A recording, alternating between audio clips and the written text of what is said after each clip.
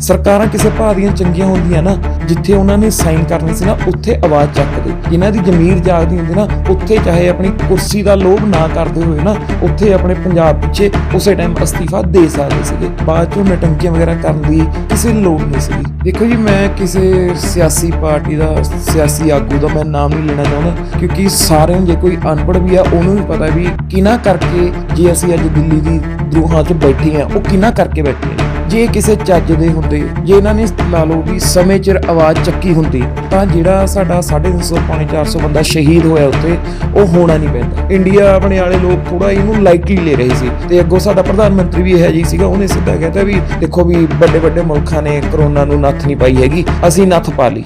ਸਤਿ ਸ਼੍ਰੀ ਅਕਾਲ ਜੀ ਸਾਰਿਆਂ ਨੂੰ, ਤੁਸੀਂ ਵੇਖੋ ਸਾਡਾ ਚੈਨਲ PTN ਨਿਊਜ਼। ਮੈਂ ਤੁਹਾਡਾ ਅਜ਼ੀਜ਼ ਹਰਮਨ ਮੀਆਂਪੁਰੀ। ਕਹਿੰਦੇ ਸੰਘਰਸ਼ ਕਿਸਾਨਾਂ ਦਾ, ਇਹ ਨੌਜਵਾਨਾਂ ਦਾ, ਇਹ ਸੰਘਰਸ਼ ਕਿਸਾਨਾਂ ਦਾ, ਇਹ ਨੌਜਵਾਨਾਂ ਦਾ, ਹਿੰਦੂ ਸਿੱਖ ਈਸਾਈਆਂ ਦਾ ਤੇ ਮੁਸਲਮਾਨਾਂ ਦਾ, ਇਹ ਕਿਸੇ ਇਕੱਲੇ ਦਾ ਨਹੀਂ ਹੈ, ਇਹ ਸਾਰੇ ਇਨਸਾਨਾਂ ਦਾ।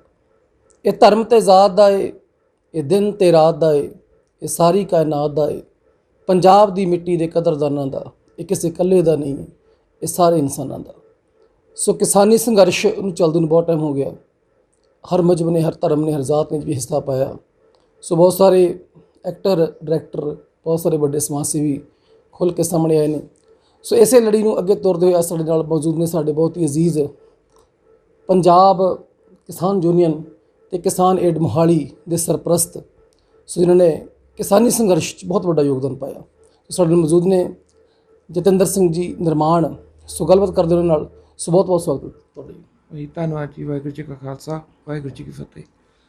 ਸੋ ਬਾਈ ਜੀ, ਪਹਿਲਾਂ ਤਾਂ ਜਿਹੜੇ ਰੋਲ ਮਾਡਲ ਨੇ ਲੋਕਾਂ ਦੇ, ਤੁਸੀਂ ਰੋਲ ਮਾਡਲ ਹੋ ਕਿ ਤੁਸੀਂ ਕਿਸੇ ਲੜੀ ਨੂੰ ਅੱਗੇ ਤੋਰਦੇ ਹੋ, ਕਿਸਾਨੀ ਸੰਘਰਸ਼ ਨੂੰ ਅੱਗੇ ਤੋਰਿਆ। ਲੋਕਾਂ 'ਚ ਤੁਹਾਡੇ ਪਿਛੋਕੜ ਬਾਰੇ ਜਾਣਨ ਦੀ ਬਹੁਤ ਉਤਸੁਕਤਾ ਹੁੰਦੀ ਹੈ। ਸੋ ਪਹਿਲਾਂ ਉੱਥੋਂ ਸ਼ੁਰੂ ਕਰਦੇ ਹਾਂ, ਆਪਣੇ ਪਿਛੋਕੜ ਬਾਰੇ, ਆਪਣੇ ਪਿੰਡ ਬਾਰੇ, ਜਨਮ ਬਾਰੇ ਅਤੇ ਆਪਣੀ ਸਟੱਡੀ ਬਾਰੇ ਜਾਣਨਾ ਪਾਓ। ਦੇਖੋ ਜੀ, ਮੈਂ ਆਪਣੇ ਪਿਛੋਕੜ ਬਾਰੇ, ਮੈਂ ਆਪਣੇ ਸਾਰੇ ਬਾਰੇ ਤੁਹਾਨੂੰ ਅਤੀਤ ਬਾਰੇ ਦੱਸ ਦਿੰਦਾ ਜੀ। ਮੈਂ ਬੇਸਿਕਲੀ ਜੱਟ ਜ਼ਿਮੀਂਦਾਰ ਫੈਮਿਲੀ ਤੋਂ ਬਿਲੋਂਗ ਕਰਦਾ ਜੀ। ਪਿੰਡ ਸਾਡਾ ਜੱਦੀ ਪਿੰਡ ਸਮਾਣੇ, ਪਾਤਣਾ ਸਮਾਣੇ ਕੋਲ ਹੈਗਾ ਜੀ, ਟਕੜੱਬਾ। ਠੀਕ ਹੈ ਜੀ, ਜ਼ਮੀਨ ਸਾਡੀ ਉੱਥੋਂ ਹੀ ਹੈ। ਜੰਪਲ ਮੇਰੀ ਬੇਸਿਕਲੀ ਮੇਰੀ ਚੰਡੀਗੜ੍ਹ ਦੀ ਹੀ ਜੰਪਲ ਹੈਗੀ ਆ, ਕਿਉਂਕਿ ਉਹਦਾ ਚੱਕਰ ਇਹ ਸੀਗਾ ਕਿਉਂਕਿ ਮੇਰੇ ਪੇਰੈਂਟਸ, ਮਦਰ ਅਤੇ ਫਾਦਰ ਦੋਨੇ ਵਰਕਿੰਗ ਸੀਗੇ ਚੰਡੀਗੜ੍ਹ, ਅਤੇ ਉਹਨਾਂ ਕਰਕੇ ਫਿਰ ਸਾਨੂੰ ਪਿੰਡ ਤੋਂ ਇੱਧਰ ਆਉਣਾ ਪੈਂਦਾ ਸੀਗਾ। ਇੱਧਰ ਹੀ ਰਹੇ ਫਿਰ ਮਾਤਾ ਪਿਤਾ ਮੇਰੇ, ਇੱਥੇ ਹੀ ਸਾਡਾ ਜਨਮ ਹੋਇਆ। ਸਿਸਟਰ ਆ, ਮੈਰਿਡ ਆ, ਬੱਚੇ ਵਾਲੇ ਆ, ਉਹ ਬਾਹਰ ਸੈਟਲ ਨੇ, ਰੱਬ ਉਹਨਾਂ ਨੂੰ ਹੋਰ ਭਾਗ ਲਾਏ। ਮੈਰਿਡ ਹੈ ਜੀ, ਬੇਟਾ ਛੋਟਾ 6 ਸਾਲਾਂ ਦਾ ਜੀ। ਪੜ੍ਹਾਈ ਬਾਰੇ ਕਹਿ ਲਈ, ਪੜ੍ਹਾਈ ਮੇਰੀ ਪੋਸਟ ਗ੍ਰੈਜੂਏਸ਼ਨ ਤੱਕ ਹੋਈ ਵੀ ਹੈ ਜੀ। ਅਤੇ ਹੁਣ ਇਹ ਲਾ ਲਓ ਵੀ ਜਿਹੜਾ ਅੱਜ ਦੇ ਟਾਈਮ ਦਾ ਜਿਹੜਾ ਆਪਣਾ ਸੰਘਰਸ਼ ਚੱਲ ਰਿਹਾ, ਇਹ ਸੰਘਰਸ਼ ਇਕੱਲੇ ਜ਼ਮੀਨਾਂ ਵਾਲਿਆਂ ਦਾ ਨਹੀਂ, ਹਰ ਇੱਕ ਵਰਗ ਦਾ ਹੋ ਗਿਆ। ਜੇ ਅੱਜ ਅਸੀਂ ਆਵਾਜ਼ ਨਹੀਂ ਚੱਕਦੇ ਤਾਂ ਸਾਨੂੰ ਆਉਣ ਵਾਲੇ ਟਾਈਮ 'ਚ ਸਾਨੂੰ ਗੁਲਾਮੀ ਤੋਂ ਇਲਾਵਾ ਹੋਰ ਕੁਝ ਦਿਖਦਾ ਨਹੀਂ। ਇਸ ਕਰਕੇ ਸਾਨੂੰ ਇਹ ਹੈ ਵੀ ਹਰ ਇੱਕ ਬੰਦਾ, ਚਾਹੇ ਛੋਟਾ ਹੈਗਾ ਚਾਹੇ ਬਜ਼ੁਰਗ ਆ, ਹਰ ਇੱਕ ਬੰਦੇ ਦਾ ਇੱਥੇ ਸਾਥ ਖੜਨਾ, ਐਜੀਟੇਸ਼ਨ ਦੇ ਨਾਲ ਮੋਢਾ ਦੇਣਾ ਬਹੁਤ ਬਹੁਤ ਜ਼ਰੂਰੀ ਹੋ ਜਾਂਦਾ। ਕਿਉਂਕਿ ਦੇਖੋ, ਮੇਰੇ ਜੇ ਮੈਂ ਆਪਣੀ ਗੱਲ ਕਰਾਂ, ਮੇਰੇ ਪੇਰੈਂਟਸ ਨੇ ਆਪਣੀ ਲਾਈਫ ਕੱਢ ਲਈ, ਠੀਕ ਹੈ ਜੀ, ਅਤੇ ਮੈਂ ਹਾਫ ਆਪਣੀ ਕੱਢ ਲਈ, ਹਾਫ ਅਜੇ ਮੋਰ ਦੈਨ ਹਾਫ ਮੇਰੀ ਹਜੇ ਪੈਂਡਿੰਗ ਪਈ ਹੋਊਗੀ, ਜਿਹਨੇ ਬਾਬੇ ਨੇ ਸੁਆਹ ਬਖਸ਼ੇ ਨੇ। ਬੇਟੇ ਦਾ ਹਜੇ, ਮੇਰੇ ਸਾਰੇ ਹੀ ਬੇਟੇ ਦਾ ਫਿਊਚਰ ਪਿਆ। ਉਹਦਾ ਵਰਗੇ ਜਿਹੜੇ ਅੱਜ ਦੀ ਯੰਗ ਜਨਰੇਸ਼ਨ, ਉਹਨਾਂ ਦਾ ਫਿਊਚਰ ਸਾਰਾ ਹੀ ਅੱਜ ਆਪਣੇ ਐਜੀਟੇਸ਼ਨ ਦੇ ਉੱਪਰ ਡਿਪੈਂਡ ਹੈ। ਅਗਰ ਜੇ ਅੱਜ ਅਸੀਂ ਆਵਾਜ਼ ਨਹੀਂ ਚੱਕਦੇ ਤਾਂ ਕੱਲ੍ਹ ਨੂੰ ਇਹ ਵਿਚਾਰੇ ਕੀ ਆਖਣਗੇ ਵੀ ਅਸੀਂ ਉਹ ਕੌਮ ਦੇ ਕਦੀ ਵਾਰਸ ਹੋਏ ਵੀ ਜਿਨ੍ਹਾਂ ਨੇ ਆਪਣੀ ਪਰਿਵਾਰ ਤੱਕ ਸਾਰਾ ਕੁਝ ਵਾਰਤਿਆ ਸਿਰਫ ਆਪਣੀ ਕੌਮ ਲਈ ਜਾਂ ਦੂਜੀ ਕੌਮਾਂ ਨੂੰ ਬਚਾਉਣ ਖਾਤਰ। ਅਤੇ ਅੱਜ ਉਹਨਾਂ ਦੇ ਬੱਚੇ, ਜਿਨ੍ਹਾਂ ਦੇ ਕਰਕੇ ਉਹਨਾਂ ਨੇ ਆਪਣਾ ਸਾਰਾ ਪਰਿਵਾਰ ਵਾਰ ਦਿੱਤਾ ਸੀਗਾ, ਉਹ ਸਾਡੇ ਆਪਣੇ ਬੱਚਿਆਂ ਲਈ ਨਹੀਂ ਸੰਘਰਸ਼ ਕਰ ਸਕੇ। ਫਿਰ ਉਹ ਲਾ ਲਓ ਵੀ ਉਹ ਮਰਨਾ ਮਨਜ਼ੂਰ ਹੈ, ਆਹ ਚੀਜ਼ ਮਨਜ਼ੂਰ ਨਹੀਂ ਹੈ। ਨਿਰਮਾਣ ਬਾਈ ਜੀ, ਜਿਹੜਾ ਇਹ ਝੁਕਾਅ ਹੈ ਤੁਹਾਡਾ, ਜਿਹੜਾ ਸੰਘਰਸ਼ ਹੈ ਕਿਸਾਨੀ ਸੰਘਰਸ਼, ਇਹ ਕੁਝ ਮਹੀਨਿਆਂ ਤੋਂ, ਸਾਲ ਤੋਂ ਸ਼ੁਰੂ ਹੋਇਆ। ਜਿਹੜਾ ਝੁਕਾਅ ਹੈ ਇੱਦਾਂ ਦੇ ਕੰਮਾਂ ਵੱਲ, ਇਹ ਪੜ੍ਹਦੇ ਟਾਈਮ ਤੋਂ ਸੀ ਜਾਂ ਹੁਣੇ ਪੈਦਾ ਹੋਇਆ? ਨਹੀਂ, ਦੇਖੋ ਜੀ, ਮੈਂ ਜਿਵੇਂ ਤੁਹਾਨੂੰ ਪਹਿਲਾਂ ਹੀ ਦੱਸਿਆ, ਪਿਛੋਕੜ ਦੇਖੋ ਜੱਟ ਜ਼ਿਮੀਂਦਾਰ ਫੈਮਿਲੀ ਤੋਂ ਹੈ ਜੀ। ਅਤੇ ਚਿੱਟਾ ਦਾ ਨਿੱਘ ਤੋਂ ਹੀ ਆਪਣਾ ਜ਼ਮੀਨ ਨਾਲ ਤਾਂ ਨੌਹਾਂ ਲਾ ਲਓ ਵੀ 9 ਮਾਸ ਦਾ ਰਿਸ਼ਤਾ ਰਿਹਾ ਹੈਗਾ। ਜ਼ਮੀਨ ਤੋਂ ਬਗੈਰ ਜੱਟ ਕੁਛ ਨਹੀਂ ਹੁੰਦਾ। ਲਾ ਲਓ ਮੇਰੀ ਕਿਸਮਤ ਇੰਨੀ ਨਹੀਂ ਸੀ, ਮੈਂ ਖੇਤੀ ਕਦੇ ਕੀਤੀ ਨਹੀਂ। ਤਾਇਆ ਜੀ ਉਹਨਾਂ ਨੇ, ਫਾਦਰ ਸਾਹਿਬ ਨੇ ਕੀਤੀ ਹੈ ਜੀ। ਬਟ ਮੈਨੂੰ ਪਤਾ ਸੀ ਵੀ ਖੇਤੀ ਕੀ ਚੀਜ਼ ਹੈ ਸਾਡੇ ਜੋਗੀ। ਖੇਤੀ ਕਰਕੇ ਹੀ ਮੇਰੇ ਫਾਦਰ ਸਾਹਿਬ ਨੂੰ ਜੋਬ ਮਿਲੀ, ਮੇਰੀ ਮਦਰ ਨੂੰ ਜੋਬ ਮਿਲੀ, ਮੈਂ ਪੜ੍ਹਿਆ, ਮੇਰੇ ਸਿਸਟਰ ਪੜ੍ਹੇ। ਖੇਤੀ ਦੇ ਬਦੌਲਤ ਹੀ ਅਗਰ ਜੇ ਅੱਜ ਗੱਲ ਕਰ ਰਹੇ ਹਾਂ, ਅੱਜ ਜੇ ਮੋਹਾਲੀ ਸ਼ਹਿਰ 'ਚ ਬੈਠੇ ਹਾਂ ਤਾਂ ਖੇਤੀ ਕਰਕੇ ਹੀ ਬੈਠੇ ਹਾਂ ਬਾਈ। ਜੇ ਖੇਤੀ ਨਾ ਹੁੰਦੀ ਫਿਰ ਸ਼ਾਇਦ ਤੁਸੀਂ ਮੈਂ ਕਦੀ ਵੀ ਨਹੀਂ ਮਿਲ ਪਾਉਣਾ ਸੀਗਾ। ਇਹ ਲਾ ਲਓ ਬਲੱਡ 'ਚ ਲਾ ਲਓ ਵੀ ਮੁੱਢ ਤੋਂ ਹੀ ਮਿਲਿਆ ਹੋਇਆ, ਖੂਨੀ ਲਾ ਲਓ, ਜੀਨਸ 'ਚ ਆ, ਜੀਨਸ 'ਚ ਹੀ ਆਉਂਦਾ ਬਈ। ਚੱਕਾ ਹੋਣਾ ਵੀ ਬਚਾਉਣ ਵਾਸਤੇ ਆਵਾਜ਼ ਤਾਂ ਚੱਕਣੀ ਪੈਣੀ ਹੈ। ਉਹ ਲਾ ਲਓ ਵੀ ਮੈਂ ਆਪਣੇ ਕਰਕੇ ਨਹੀਂ, ਹਰ ਇੱਕ ਕਰਕੇ ਚੱਕਦਾ ਆਵਾਜ਼, ਕਿਉਂਕਿ ਆਪਾਂ ਨੂੰ ਆਪਣਾ ਇਹ ਚੀਜ਼ ਬਹੁਤ ਦੇਖਣਾ ਵੀ ਆਉਣ ਵਾਲਾ ਕੱਲ੍ਹ ਜੇ ਸਾਡਾ ਅੱਜ ਹੀ ਨਹੀਂ ਅੱਛਾ, ਅਸੀਂ ਆਉਣ ਵਾਲੇ ਕੱਲ੍ਹ ਬਾਰੇ ਕੀ ਕਹਿ ਸਕਦੇ। ਅਗਰ ਮੇਰਾ ਅੱਜ ਅੱਛਾ ਹੋਊਗਾ, ਜੇ ਮੇਰੇ ਪੰਜਾਬ ਦਾ ਅੱਜ ਚੰਗਾ, ਤਾਂ ਮੈਂ ਇਹ ਵੀ ਸੋਚ ਸਕਦਾ ਅੱਜ ਚੰਗਾ ਤਾਂ ਕੱਲ੍ਹ ਤੋਂ ਵੀ ਚੰਗਾ ਹੋਊਗਾ। ਅਗਰ ਅੱਜ ਮਾੜਾ ਹੋ ਰਿਹਾ ਤਾਂ ਮੈਂ ਇਹ ਲਾ ਸਕਦਾ ਜੇ ਅੱਜ ਆਵਾਜ਼ ਨਾ ਚੱਕੀ ਤਾਂ ਕੱਲ੍ਹ ਨੂੰ ਗੁਲਾਮੀ ਦੇ ਸਿਰਾਂ 'ਚ ਜਾ ਵੜਾਂਗੇ। ਨਿਰਮਾਣ ਬਾਈ ਜੀ, ਕਿਸਾਨਾਂ ਦੀ ਸਰਕਾਰ ਨਾਲ ਸਿੱਧੀ ਟੱਕਰ ਹੈ, ਸਾਰੇ ਮੋਦੀ ਨੂੰ ਬਲੇਮ ਦੇ ਰਹੇ ਹੈ, ਬਟ ਕਿ ਜਦੋਂ ਇਹ ਕਾਨੂੰਨ ਪਾਸ ਹੋਏ ਉਦੋਂ ਸਾਡੇ ਕੁਝ ਮੰਤਰੀ, ਸਾਡੇ ਕੁਝ ਲੀਡਰ ਉੱਥੇ ਇਨਵੋਲਵ ਸੀ, ਉਹਨਾਂ ਦੇ ਦਸਤਖਤ ਹੋਏ ਹੈ। ਸੋ ਤੁਸੀਂ ਕਿੰਨਾ ਕੁ ਜ਼ਿੰਮੇਵਾਰ ਮੰਨਦੇ ਹੋ ਇਹਨਾਂ ਸਾਰੀ ਚੀਜ਼ਾਂ ਨੂੰ? ਦੇਖੋ ਜੀ, ਮੈਂ ਕਿਸੇ ਸਿਆਸੀ ਪਾਰਟੀ ਦਾ, ਸਿਆਸੀ ਆਗੂ ਦਾ ਮੈਂ ਨਾਮ ਨਹੀਂ ਲੈਣਾ ਚਾਹੁੰਦਾ, ਕਿਉਂਕਿ ਸਾਰਿਆਂ ਨੂੰ, ਜੇ ਕੋਈ ਅਨਪੜ੍ਹ ਵੀ ਆ ਉਹਨੂੰ ਵੀ ਪਤਾ ਵੀ ਕਿਹਨਾਂ ਕਰਕੇ ਜੇ ਅਸੀਂ ਅੱਜ ਦਿੱਲੀ ਦੀ ਦਰੂਹਾਂ 'ਚ ਬੈਠੇ ਹਾਂ, ਉਹ ਕਿਹਨਾਂ ਕਰਕੇ ਬੈਠੇ ਆ ਜੀ।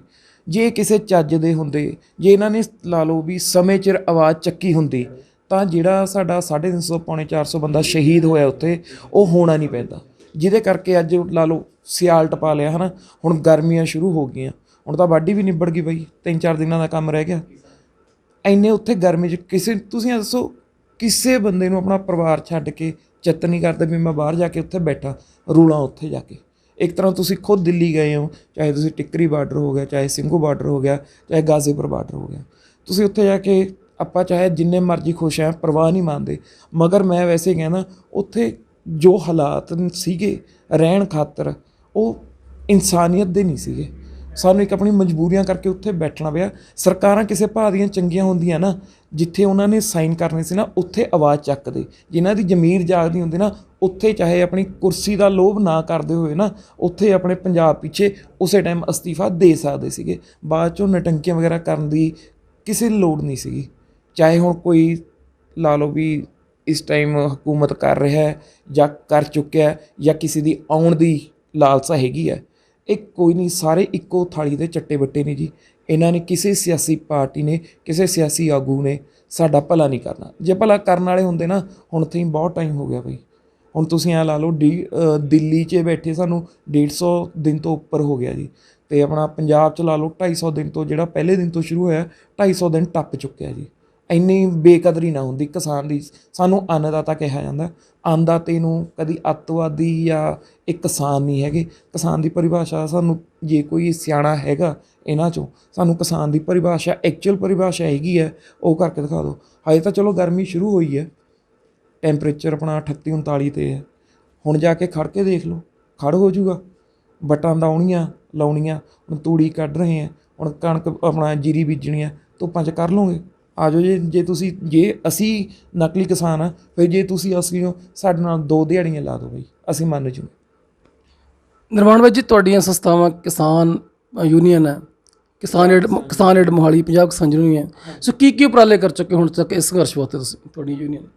ਦੇਖੋ ਜੀ, ਪੰਜਾਬ ਕਿਸਾਨ ਯੂਨੀਅਨ ਦੇ ਜਿਹੜੇ ਸਾਡੇ ਆਗੂ ਨੇ, ਸਾਰੇ ਉਹਨਾਂ ਨੂੰ ਜਾਣਦੇ ਆ। ਸਰਦਾਰ ਰੁਲਦੂ ਸਿੰਘ ਮਾਨਸਾ ਜੀ, ਅਲੈਸ ਖੁੰਡੇ ਵਾਲੇ ਬਾਬਾ ਜੀ, ਉਹ ਲਾ ਲਓ, ਉਹਨਾਂ ਨੇ ਆਪਣੀ 40-50 ਸਾਲ ਦੀ ਉਮਰ ਇਸ ਸੰਘਰਸ਼ਾਂ 'ਚ ਲਾਈ ਹੋਈ ਹੈ। ਅਤੇ ਜਿਹੜੀ ਆਪਣੀ ਅੱਜ ਦੀ ਗੱਲ ਆਪਾਂ ਕਰੀਏ, ਜੇ ਆਪਾਂ ਐਜੀਟੇਸ਼ਨ ਆਪਣਾ ਇੰਨਾ ਲੰਬਾ ਹੋਇਆ ਅਤੇ ਇੰਨਾ ਸ਼ਾਂਤੀਪੂਰਨ ਹੋਇਆ, ਜਿਹੜੇ ਬਾਪੂ ਜੀ ਉਹਨਾਂ ਵਰਗੇ ਲੀਡਰ ਨੇ ਜਿਨ੍ਹਾਂ ਕੋਲ ਐਕਸਪੀਰੀਅੰਸ ਹੈਗਾ, ਸਰਦਾਰ ਜੋਗਿੰਦਰ ਸਿੰਘ ਅਗਰਾਹਾਂ ਜੀ ਹੋ ਗਏ, ਰਾਜੇਵਾਲ ਜੀ ਹੋ ਗਏ, ਮਨਜੀਤ ਧਨੇਰ ਜੀ ਹੋ ਗਏ, ਧਨੇਰ ਜੀ, ਉਹਨਾਂ ਦਾ ਤੁਸੀਂ ਦੇਖਿਆ ਵੀ ਐਕਸਪੀਰੀਅੰਸ। ਕਿਉਂਕਿ ਆਪਾਂ ਲਾ ਲਓ ਕਿਸੇ ਵੀ ਕੋਈ ਵੀ ਆਪਾਂ ਲੀਗ 'ਚ ਲੱਗਦੇ ਹਾਂ, ਦੇਖੋ ਸ਼ੁਰੂਆਤ ਇੱਕ ਅਲੱਗ ਹੁੰਦੀ ਆ। ਸ਼ੁਰੂਆਤ ਨਾਲ ਤੁਹਾਡੇ ਕੋਲ ਐਕਸਪੀਰੀਅੰਸ ਲਾਜ਼ਮੀ ਹੋਣਾ ਚਾਹੀਦਾ। ਕਹਿੰਦੇ ਨੇ ਆਪਾਂ ਅੱਜ ਕੱਲ੍ਹ ਦੀ ਆਪਣੀ ਲਾਈਫ 'ਚ ਕਹਿੰਦੇ ਹਾਂ ਵੀ ਐਕਸਪੀਰੀਅੰਸ ਡਜ਼ ਮੈਟਰ। ਹੁਣ ਇਹਨਾਂ ਜਿਹੜੇ ਸਾਡੇ ਕਿਸਾਨੀ ਆਗੂ ਨੇ, ਇਹਨਾਂ ਕੋਲੇ ਜ਼ਮੀਨਾਂ ਚਾਹੇ ਹੋਣ ਨਾ ਹੋਣ, ਇਹਨਾਂ ਕੋਲੇ ਆਹ ਚੀਜ਼ਾਂ ਸੰਘਰਸ਼ਾਂ ਦਾ ਐਕਸਪੀਰੀਅੰਸ ਬਹੁਤ ਆ। ਮੈਂ ਤੁਹਾਡੀ ਸੰਸਥਾ ਦੀ ਗੱਲ ਕਰ ਰਿਹਾ, ਜਿਹੜੀ ਮੈਂ ਦੱਸਦਾ, ਮੈਂ ਉਹ ਵੀ ਦੱਸ ਦਿੰਦਾ। ਮੈਂ ਪਹਿਲਾਂ ਪੰਜਾਬ ਕਿਸਾਨ ਯੂਨੀਅਨ ਬਾਰੇ ਦੱਸਣ ਲੱਗ ਗਿਆ ਸੀਗਾ। ਜਿਹੜੀ ਸਾਡੀ ਕਿਸਾਨ ਏਡ ਮੋਹਾਲੀ ਹੈ ਜੀ, ਇੱਥੇ 3 ਫੇਜ਼ ਸਾਡਾ 3v2 ਮੋਰਚਾ ਲੱਗਿਆ ਹੁੰਦਾ ਜੀ, ਠੀਕ ਹੈ ਜੀ। ਇੱਥੇ ਜਿਹੜਾ ਸਾਡਾ ਹੁੰਦਾ ਵੀ ਇੱਥੇ ਡੋਨੇਸ਼ਨ ਹੁੰਦੀ ਹੈ ਕੋਈ ਵੀ ਕਿਸੇ ਵੀ ਚੀਜ਼ ਲਾ ਲਓ, ਚਾਹੇ ਕੋਈ ਗਾਰਮੈਂਟਸ ਦੀ ਹੋਗੀ, ਲੋਅਰਸ ਦੀ ਹੋਗੀ, ਜਿਹੜੀ ਡੇਲੀ ਅਸੈਂਸ਼ੀਅਲ ਦੀ ਰਿਕੁਆਇਰਮੈਂਟ ਹੈਗੀ ਆ, ਉਹ ਇੱਥੇ ਜਿਹੜਾ ਬੰਦਾ ਦਿੱਲੀ ਨਹੀਂ ਜਾ ਸਕਦਾ ਹੈਗਾ, ਜਾਂ ਜਿਹਦੇ ਕੋਲ ਇਸ ਸਮੇਂ ਟਾਈਮ ਨਹੀਂ ਹੈਗਾ ਜਾਣ ਦਾ, ਜਾਂ ਕਿਸੇ ਕੋਲੇ ਲਾ ਦਿਓ ਵੀ ਇਕੱਲਾ ਬੰਦਾ ਵੀ ਮੈਂ ਇੰਨਾ ਜਾਊਂਗਾ ਵੀ ਜਿੰਨਾ ਮੇਰਾ ਦਸਵੰਧ ਬਣਦਾ, ਉਹ ਉਹਨਾਂ ਆਪਣਾ ਉੱਥੇ ਦੇ ਜਾਂਦਾ। ਫਿਰ ਜਿਹੜਾ ਸਾਡੇ ਕੋਲ ਇਕੱਠਾ ਹੁੰਦਾ, ਜਾਂ ਕੋਈ ਵੀ ਸਾਨੂੰ ਬਲਕ 'ਚ ਕੋਈ ਸਮਾਨ ਦੇ ਜਾਂਦਾ, ਉਹ ਅਸੀਂ ਇੱਥੇ ਇਕੱਠਾ ਕਰਕੇ ਫਿਰ ਅਸੀਂ ਉੱਥੇ ਦਿੱਲੀ ਚਾਹੇ ਟਿੱਕਰੀ ਬਾਰਡਰ ਦੇ ਕੇ ਆਈਏ, ਚਾਹੇ ਸਿੰਘੂ ਬਾਰਡਰ ਦੇ ਕੇ ਆਈਏ, ਚਾਹੇ ਅਸੀਂ ਗਾਜ਼ੀਪੁਰ ਦੇ ਕੇ ਆਈਏ, ਅਸੀਂ ਇੱਕ ਵਾਰੀ ਇੱਕ ਗੇੜਾ ਟਿੱਕਰੀ ਦਾ, ਇੱਕ ਗੇੜਾ ਸਿੰਘੂ ਦਾ, ਇੱਕ ਗੇੜਾ ਗਾਜ਼ੀਪੁਰ ਦਾ, ਐਂ ਕਰਕੇ ਕਵਰ ਅਪ ਕਰਕੇ ਆਉਂਦੇ ਆ। ਪਲੱਸ ਜਿਹੜਾ 3B2 ਵਾਲਾ ਮੋਰਚਾ ਹੈਗੇ, ਜਿਹੜੇ ਸਾਡੇ ਉੱਥੇ ਨਾਲ ਦੇ ਮੇਰੇ ਭਾਈ ਨੇ, ਮਰਿੰਦਰ ਹੋ ਗਿਆ ਹੈ ਨਾ, ਜਿਮੀ ਹੋ ਗਿਆ, ਜਸ਼ਨ ਹੋ ਗਿਆ, ਅਮਰਜੀਤ ਹੋ ਗਿਆ, ਸਨੀ ਵਰਗੇ ਹੋ ਗਏ ਭਾਈ, ਸਾਡੇ ਕੋਲ ਇਹ ਦਵਾਈਆਂ ਦੀ ਉੱਥੋਂ ਦੀ ਲਿਸਟ ਆਉਂਦੀ ਆ। ਸਾਡਾ ਟਾਈ ਅਪ ਹੈ, ਗਾਜ਼ੀਪੁਰ ਵੀ ਹੈਗਾ, ਸਿੰਘੂ ਵੀ ਹੈਗਾ ਅਤੇ ਟਿੱਕਰੀ ਵੀ ਹੈਗਾ। ਮੈਡੀਸਨ ਕਿਉਂਕਿ ਦੇਖੋ ਇਸ ਟਾਈਮ ਆਪਾਂ ਜੇ ਗੱਲ ਕਰੀਏ, ਸੋ ਕਾਲਡ ਪੈਂਡੈਮਿਕ ਹੈਗੀ ਵੀ ਹੈ, ਹਊਆ ਜ਼ਿਆਦਾ ਬਣਾਤਾ, ਡਰ ਸਰਕਾਰ ਨੇ ਜ਼ਿਆਦਾ ਪਾਤਾ। ਉਹ ਪੈਂਡੈਮਿਕ ਕਰਕੇ ਦੇਖੋ ਸਰਕਾਰ ਇੱਕ ਬਹਾਨਾ ਭਾਲਦੀ ਆ ਵੀ ਇਹਨਾਂ ਦਾ ਆਹ ਅੰਦੋਲਨ ਟੁੱਟ ਜੇ। ਹੁਣ ਉਹ ਦੇਖੋ ਅੰਦੋਲਨ ਟੁੱਟਣ ਦਾ ਦੇਖੋ ਰੱਬ ਨੇ ਚੜਾਇਆ, ਉਹ ਟੁੱਟ ਤਾਂ ਹੁੰਦਾ ਨਹੀਂ ਕਿਸੇ ਵੀ ਐਂਗਲ ਨਾਲੋਂ।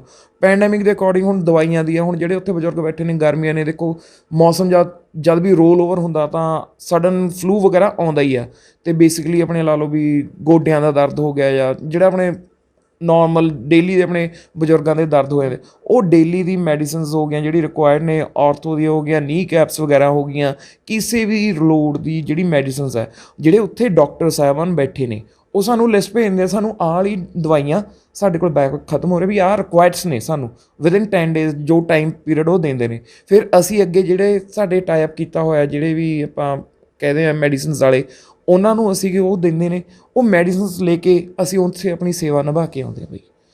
ਇਹ ਜੀ ਕਰੋਨਾ ਮਹਾਮਾਰੀ ਨੇ ਪੂਰਾ ਹਿੰਦੁਸਤਾਨ, ਪੂਰਾ ਵਰਲਡ ਘੇਰਿਆ ਹੋਇਆ, ਸੋ ਬਹੁਤ ਫੈਲਾਏ। ਮੋਹਾਲੀ 'ਚ ਬਹੁਤ ਜ਼ਿਆਦਾ ਕੇਸ ਨੇ। ਹਾਂਜੀ। ਸੋ ਕੱਲ੍ਹ ਅਸੀਂ 6 ਫੇਸ ਹਸਪੀਟਲ ਦੌਰਾ ਕੀਤਾ। ਸੋ ਉੱਥੋਂ emergency ward, OPD ward shift ਕਰ ਦਿੱਤਾ 7 ਫੇਸ। ਸੋ ਜਿਹੜੇ ਉੱਥੇ ਪੇਸ਼ੈਂਟ ਆ ਉਹਨਾਂ ਨੂੰ ਬੜੀ ਮੁਸ਼ਕਲਾਂ ਦਾ ਸਾਹਮਣਾ ਕਰਨਾ ਪੈ ਰਿਹਾ। ਸੋ ਤੁਹਾਡੇ ਮਨ 'ਚ ਕੀ ਖਿਆਲ ਹੈ, ਤੁਹਾਡੇ ਬਾਰੇ ਇਹਦਾ ਬਾਰੇ ਕੀ ਵਿਚਾਰ ਹੈ ਤੁਹਾਡਾ ਵੀ ਕਰੋਨਾ ਮਹਾਮਾਰੀ, ਕਰੋਨਾ ਦਾ ਕਿੰਨਾ ਕੁ ਪ੍ਰਕੋਪ ਹੈ, ਜਾਂ ਡਰ ਹੈ, ਜਾਂ ਇੱਕ ਸਹਿਮ ਹੈ, ਜਾਂ ਫਿਰ ਸੱਚੀ ਹੈ? ਕਿਉਂਕਿ ਨਾਸਿਕ ਹਸਪੀਟਲ 'ਚ ਜਿਹੜੀ ਆਕਸੀਜਨ ਦਾ ਪਹਿਲਾ ਧਮਾਕਾ ਹੋਇਆ, ਉੱਥੇ 25 ਮਰੀਜ਼ ਮਰੇ, 25 ਮਰੇ ਆ, ਅਤੇ ਉਹਨਾਂ ਨੇ ਕਰੋਨਾ ਦੇ ਕੋਸ਼ਿਸ਼ ਕਰਤੇ, ਜਦ ਕਿ ਉਹਨਾਂ ਵਿੱਚ ਕੁਝ ਸਹੀ ਵੀ ਹੋਣ। ਉਸ ਤੋਂ ਬਾਅਦ ਫਿਰ ਇੱਕ ਹੋਰ ਬਲਾਸਟ ਹੋਇਆ, ਉੱਥੇ 15 ਮਰੇ ਨੇ, ਉਹ ਵੀ ਉਹਨਾਂ ਨੇ ਕਰੋਨਾ ਦੀ ਕੋਸ਼ਿਸ਼ ਕਰਤੇ। ਕੀ ਲੱਗਦਾ ਸਰਕਾਰਾਂ ਦੀਆਂ ਚਾਲਾਂ ਨੇ? ਉਹ ਕਹਿੰਦੇ ਨੇ ਵੀ ਕਰੋਨਾ ਤੋਂ ਬਹਾਨਾ ਹੈ, ਕਿਸਾਨ ਅੰਦੋਲਨ ਨਿਸ਼ਾਨਾ ਹੈ। ਸੋ ਤੁਹਾਨੂੰ ਕੀ ਲੱਗਦਾ ਇਹਦੇ ਬਾਰੇ? ਦੇਖੋ ਜੀ, ਮੈਂ ਅਗਰ ਆਪਣੀ ਵਿਅਕਤੀਗਤ ਰਾਏ ਦੇਵਾਂ, ਮੈਂ ਇਹ 'ਚ ਇਹ ਚੀਜ਼ ਕਹਿਣਾ ਚਾਹੁੰਦਾ। ਦੇਖੋ, ਮੈਂ ਇਹ ਨਹੀਂ ਕਹਿੰਦਾ ਵੀ ਬਿਮਾਰੀ ਨਹੀਂ ਹੈਗੀ, ਬਿਮਾਰੀ ਹੈਗੀ ਆ, ਬਿਮਾਰੀ ਹੈਗੀ ਆ, ਮਗਰ ਸਰਕਾਰਾਂ ਨੇ ਡਰ ਦਾ ਮਾਹੌਲ ਜ਼ਿਆਦਾ ਕਰਤਾ ਸਾਡੇ ਵਿੱਚ।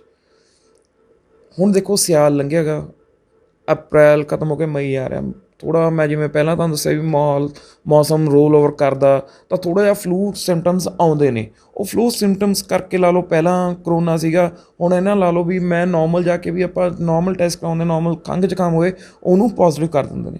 ਬਟ ਅਗਰ ਮੈਂ ਦੂਜੇ ਪਾਸੇ ਨੂੰ ਲੈ ਕੇ ਚੱਲਾਂ ਵੀ ਜਿਹਦੇ ਘਰ ਬੀਤਦੀ ਆ ਉਹਨੂੰ ਪਤਾ ਹੁੰਦਾ, ਜਿਹਦੇ ਪਰਿਵਾਰ ਮੈਂਬਰ ਨੂੰ ਅਗਰ ਕਿਸੇ ਨੂੰ ਹੁੰਦਾ ਉਹ ਕਹਿ ਸਕਦਾ ਵੀ ਹਾਂ ਹੈਗੀ ਆ।